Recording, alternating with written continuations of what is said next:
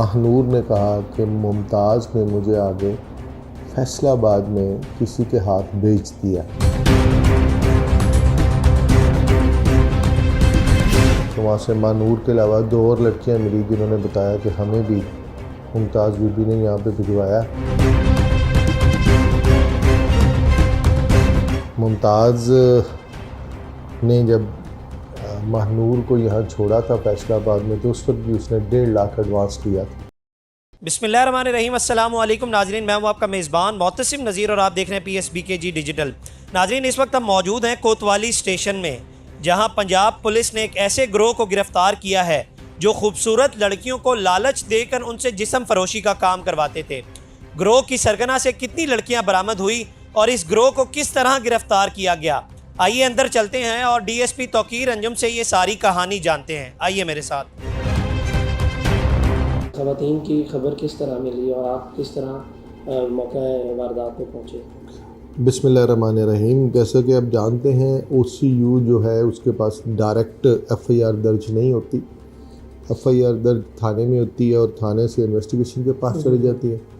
कुछ ऐसी तफ्तीशें हैं जो सीनियर ऑफिसर समझते हैं कि इस पर ज़्यादा तवज्जो देने की ज़रूरत है, हाई प्रोफाइल केस है, या इस पे शायद उस तरह काम नहीं किया गया जिस तरह करना चाहिए, या इस पे जितना काम किया गया है उससे भी ज़्यादा करना चाहिए। तो उसके लिए वो कोई ना कोई टीम बना देते हैं और कुछ इन्वेस्टिगेशंस जो हैं वो ट्रांसफ़र्स होके बज़रिया बोर्ड हमारे पास आ जाती हैं। इस केस में ऐसे है कि मानूर नाम की एक लड़की, 14 साल उसकी उम्र थी और वो गुम हो गई, घर से गायब हो गई। उसका उन्होंने पता किया, वालिदैन ने, नहीं मिली। उसके बाद उन्होंने थाने रब्ता किया। थाने रब्ता करने से पहले उनकी एक मोहल्ले की खातून मुमताज़ बीबी थी जिससे उनका भी मिलना जुलना था और महनूर का भी उसके घर आना जाना था। उन्होंने उस औरत से रब्ता किया। औरत ने कहा कि मेरे पास बच्ची नहीं है, नहीं आई।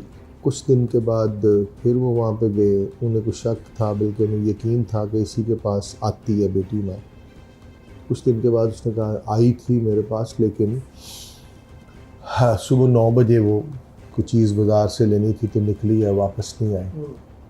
तो मारूर के जाने की वजह ये थी कि उसकी वालिद फौत हो गया, वालिदा ने दूसरी शादी कर ली, उसका नया बाप आ गया घर में। तो वो बच्ची थोड़ी सी वालिदा से थोड़ी नाराज़ या नाखुश थी, लेकिन उसने इंतहाई कदम उठाया कि वो मुमताज़ बीबी के पास चली गई। अब मुमताज़ बीबी बहुत होशियार चालाक औरत थी जो औरतों को आगे बेच देती थी। जब वालिदैन को वो उसने कहा जी मेरे पास आई थी, चली गई, फिर उन्होंने FIR दर्ज करवाई, लेकिन मुमताज़ बीबी को नामजद नहीं करवाया। बाद में काफ़ी टाइम लग गया। फिर उनको बेटी ने किसी नंबर से फ़ोन किया, एक नंबर लेके। फिर उस नंबर से उनके बाप तक, माँ तक मैसेज आया कि महनूर ने कहा कि मुमताज़ ने मुझे आगे फैसलाबाद में किसी के हाथ बेच दिया। ये जब मैसेज वालिदैन को आया तो ज़ाहिर है उनके लिए बहुत तकलीफ़ दह ख़बर थी। वो भागे दौड़े, थाने भी रब्ता किया, कोशिश की उन्होंने। फिर उन्होंने OCU से रब्ता किया, ऑर्गेनाइज क्राइम यूनिट से। तो हमारे जो सीनियर ऑफिसर उनके पास गई। फिर उन्होंने डिसाइड किया कि इसको फौरी तौर पे इस केस को टेकअप करें और उसके पीछे अपनी टीम भिजवाएं, ये मामला बहुत सीरियस है।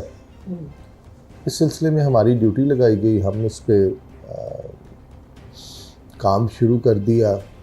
एक आध दिन में हमने मुमताज़ को फ़ाइनल किया कि मुमताज़ कैसी औरत है, करैक्टर इसका कैसा है, महल्ले में इसकी क्या रिप्यूट है। उसके बाद फिर हमने मुमताज़ बीबी से आगे चल पड़े।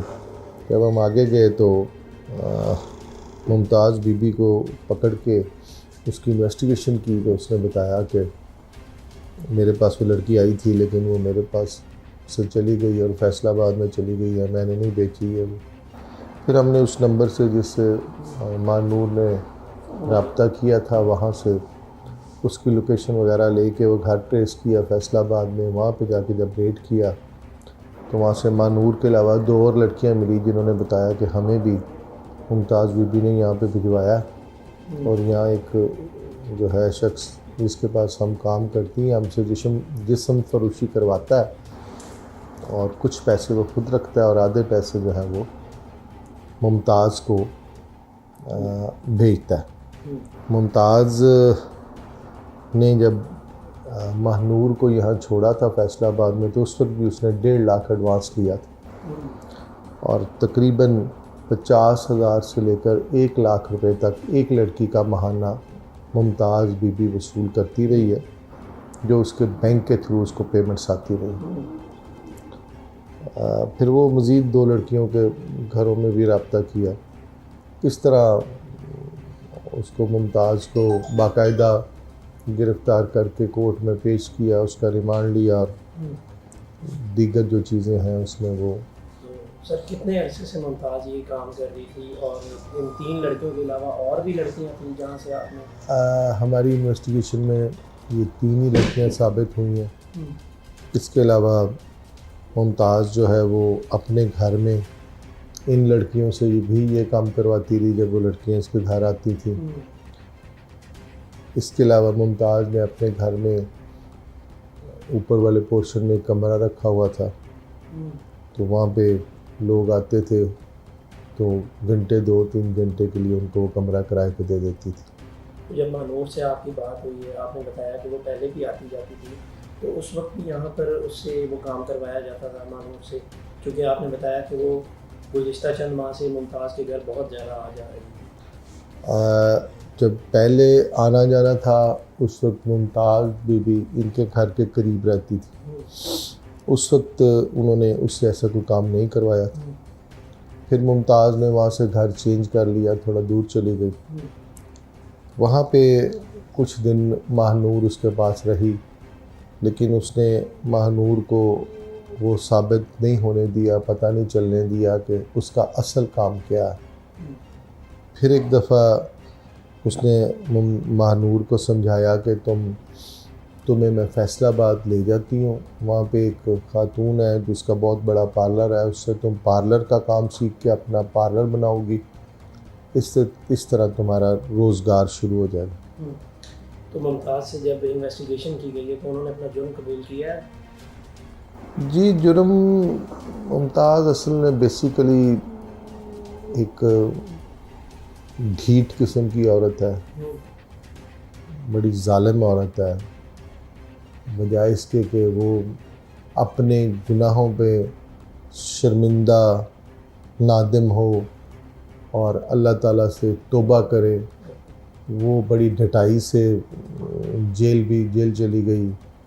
जब वो मैजिस्ट्रेट के पास जाती है तो वहाँ पे शोर मचाती है, वो गलत कानूनी हथकंडे इस्तेमाल कर रही है। कुछ वकला उसके साथ 1-2 मिले हैं जो उसके केस को लड़ रहे हैं।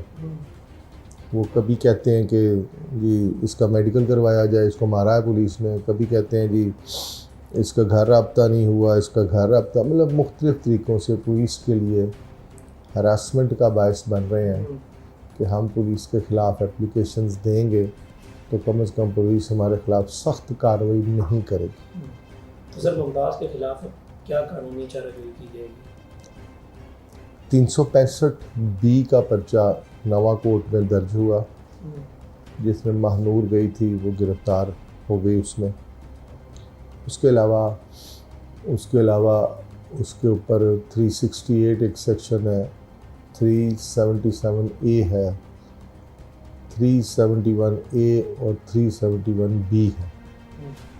2 सेक्शन में 10-10 साल सज़ा है कैद की और एक में 8 साल है ग़ालिबन। आखिर में सर पंजाब पुलिस की इस बेहतरीन कारकर्दगी पर कोई पैगाम देना चाहेंगे? मैं पैगाम दूंगा अपनी बच्चियों को।